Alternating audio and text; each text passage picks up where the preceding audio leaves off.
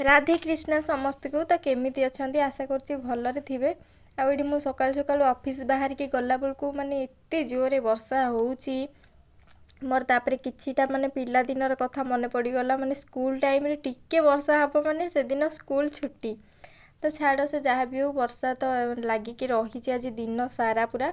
तो मुझे आसिक ऑफिस पाखे पहुँची गली आ बालकोनी को टिके आसिक माने मु पूरा उदा हो जाइली।